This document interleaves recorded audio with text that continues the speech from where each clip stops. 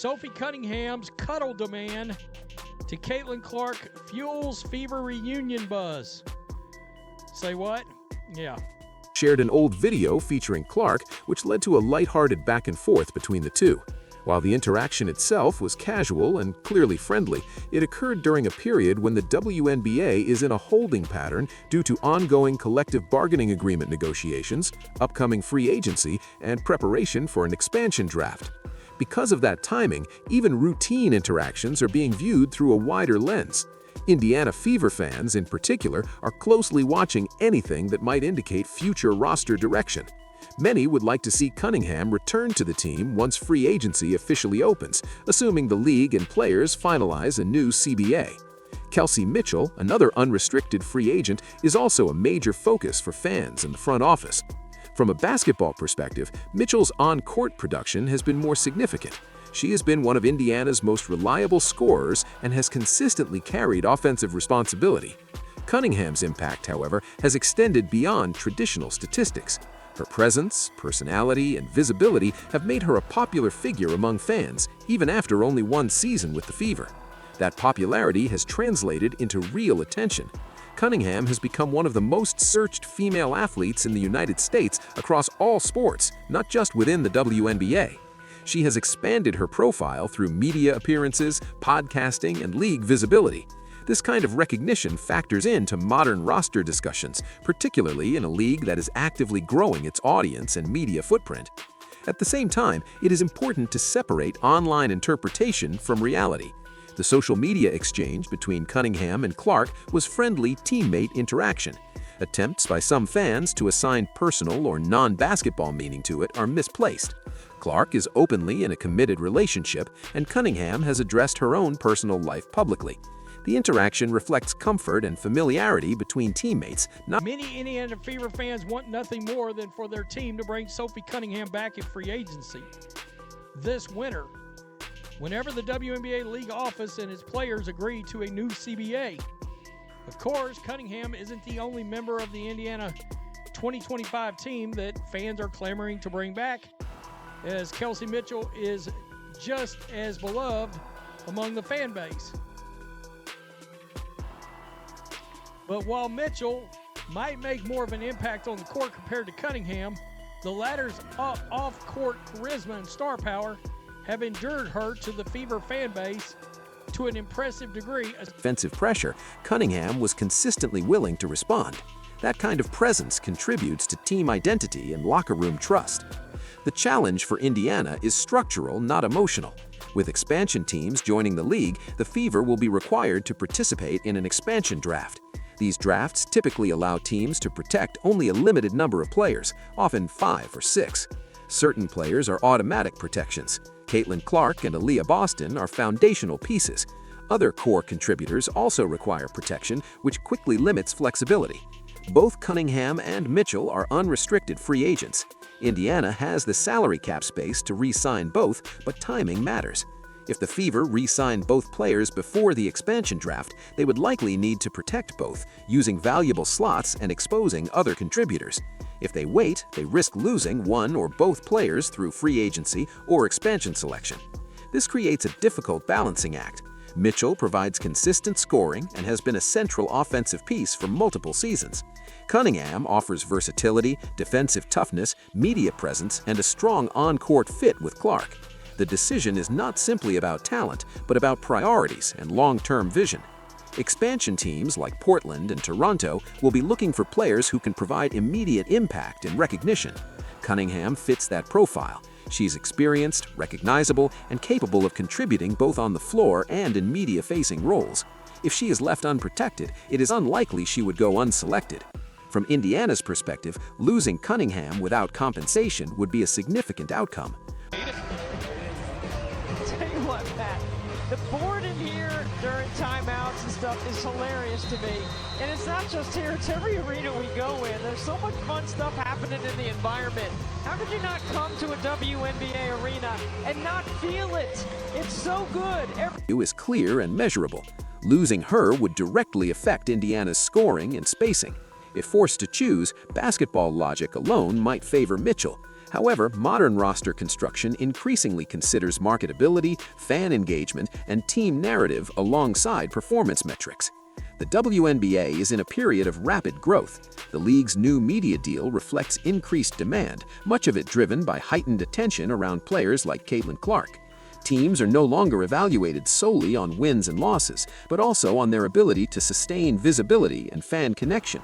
Cunningham's rise in popularity coincided with her time in Indiana, but it was also influenced by playing alongside Clark. That environment amplified her profile, and her willingness to embrace a complementary role strengthened the team's dynamic. Veterans who understand how to coexist with a franchise centerpiece are valuable, especially during early stages of contention. Another factor is timing within the league calendar. Free agency cannot officially begin until the new CBA is finalized. Once it is, the process is expected to move quickly. Teams will need to make rapid decisions without extended evaluation periods. Indiana must prepare now, even if public action comes later. There is also the possibility that Cunningham could thrive in an expanded role elsewhere. On an expansion roster, she could become a visible face of a new franchise, taking on leadership and responsibility that differ from her role in Indiana. If that were to happen, it doesn't necessarily have to choose when it comes to getting Cunningham or Mitchell. Both players have expressed interest in returning. The Fever's front office will have enough money and flexibility to re-sign them, both if they so desire. Clark's presence has elevated Indiana's profile, and every roster decision will be measured against how well it supports her development and longevity. Cunningham is not an all-star, but she contributes in ways that support winning and cohesion. Mitchell is a proven scorer with long-standing ties to the franchise. Protecting one may mean risking the other, and there is no outcome without cost. This is not about social media or speculation. It is about how Indiana defines success in a changing league. Whether the Fever prioritize continuity, scoring, physicality, or visibility will shape their next phase. The decisions made around free agency and expansion will reveal how the organization views its role in the current WNBA landscape. Building around a generational player requires clarity, patience, and strategic compromise. Indiana's next steps will show how prepared they are to navigate that responsibility. Indiana's choices cannot be viewed in isolation. They exist within a league that is actively redefining itself. The WNBA is no longer operating in a low-visibility environment where roster decisions are judged strictly by advanced metrics and internal evaluations. Today, every move carries public-facing consequences, especially for franchises with high-profile stars. Caitlin Clark's arrival did not just change Indiana's on-court trajectory, it altered expectations. National broadcasts, sold-out arenas, and record-breaking viewership have made the Fever one of the league's most visible teams. This level of attention creates pressure to build a roster that not only competes but also sustains momentum. Continuity becomes more valuable under these conditions. Sophie Cunningham's role in that continuity is subtle but meaningful. She is not a centerpiece player, yet she operates as a stabilizer. On the floor, she accepts assignments that are often uncomfortable, guarding physical wings, absorbing contact, setting hard screens, and occasionally sacrificing shot attempts. Off the floor, she has shown comfort in front of cameras and microphones, an increasingly important skill as teams navigate higher media demand. For a young roster, veterans who understand role definition are essential. Indiana's core is still developing. Aaliyah Boston continues to grow into her leadership responsibilities in the front court, while Clark is adapting to the physicality and pace of the professional game. Surrounding those players with teammates who do not compete for control, but instead reinforce structure is a deliberate choice. That said, roster construction cannot be sentimental. The Fever must determine whether Cunningham's contributions justify long-term investment when weighed against positional needs, cap flexibility, and the availability of similar players around the league. Wing defenders and role players are often easier to replace than elite scorers or dominant post players. This is where Kelsey Mitchell's case becomes more complex. Mitchell has been Indiana's offensive backbone through years of rebuilding. Her scoring has come under varying circumstances, different coaches, different rosters, and different offensive systems. That adaptability suggests resilience and value. However, Mitchell's role has evolved since Clark's arrival. Usage balance becomes an issue when two high-level scorers share the floor. Adjustments are required, and not all players are equally comfortable making them. While Mitchell remains productive, the team must assess whether the long-term backcourt configuration maximizes efficiency or creates redundancy. Modern basketball increasingly emphasizes complementary skill sets. Indiana must evaluate spacing, defensive coverage, and late-game decision-making through that lens. Clark's range alters defensive schemes, but it also requires teammates who can capitalize on secondary advantages rather than simply coexist. Another dimension is defensive identity. Indiana has historically struggled on that end. Cunningham's physicality and willingness to defend multiple positions address that weakness in ways that box scores do not reflect. Defensive cohesion often develops through repetition and trust, not through mid-season acquisitions or constant roster turnover. The expansion draft complicates everything. Expansion teams are designed to be competitive quickly. They will prioritize players who can step into leadership roles without developmental timelines. Veterans with playoff experience, recognizable personalities, and positional flexibility will be highly valued. If Indiana leaves Cunningham unprotected, they must accept the likelihood of losing her. That loss would not necessarily doom the roster, but it would force replacement decisions that come with uncertainty. Chemistry is difficult to replicate, especially when built organically over a season. Conversely, protecting Cunningham may require exposing younger or less established players who could develop into contributors. Expansion drafts are often criticized for weakening existing teams, but they also reward organizations with clear hierarchies and decisive planning. Indiana's front office must ask fundamental questions. Are they building for immediate contention or sustained growth? Is the priority maximizing Clark's early years or maintaining flexibility for future roster evolution? Do they value continuity over experimentation? These questions extend beyond individual players. They shape culture. Teams that lack clarity often cycle through talent without establishing identity. Teams that commit to a philosophy accept short-term risk in exchange for long-term cohesion. The Fever's situation also reflects a broader league trend. As the WNBA grows, star-centric models become more pronounced. Supporting casts are increasingly evaluated based on how well they amplify a franchise player's strengths, rather than how many independent scoring options they provide. Cunningham fits this model more naturally than Mitchell, but Mitchell's scoring remains indispensable. Ideally, Indiana would retain both. Financially, that may be possible. Strategically, it may be complicated by protection limits and expansion rules. The outcome will likely depend on timing and negotiation. If Indiana can delay commitments until after the expansion draft, they may preserve flexibility. However, players may not be willing to wait.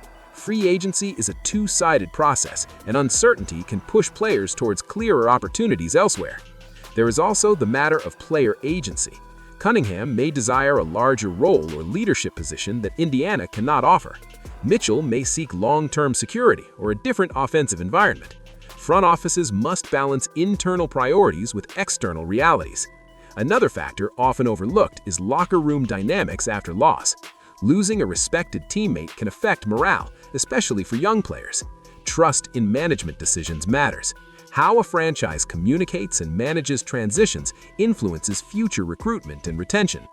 Indiana's recent resurgence has improved its reputation, but sustained credibility requires consistency. Players around the league notice how organizations treat contributors, not just stars. Decisions made now will echo in future negotiations. From a league-wide perspective, this moment illustrates how growth brings complexity. The WNBA's expansion is a sign of success, but it also tests organizational depth. Teams must adapt to higher stakes, more scrutiny, and accelerated timelines. For Indiana, the margin for error is narrower because expectations are higher. Every roster move will be interpreted as a referendum on how the franchise supports its generational talent. Fair or not, Clark's presence magnifies outcomes. Ultimately, there is no perfect solution. Protecting Cunningham may mean sacrificing potential. Prioritizing Mitchell may mean losing defensive balance and chemistry.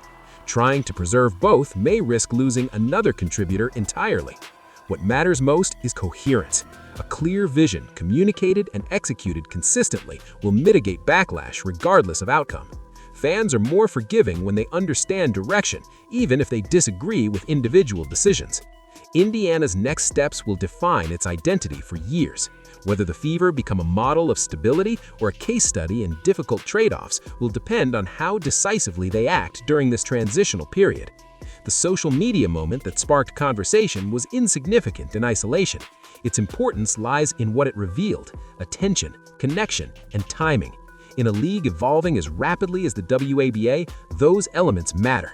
As free agency approaches and expansion looms, Indiana's choices will reflect not just basketball logic, but organizational philosophy. The league is watching, so are players, and so are fans who now expect more than incremental progress. The Fever stand at a crossroads, where success requires more than talent. It requires alignment between stars and role players, between performance and perception, and between short-term ambition and long-term stability.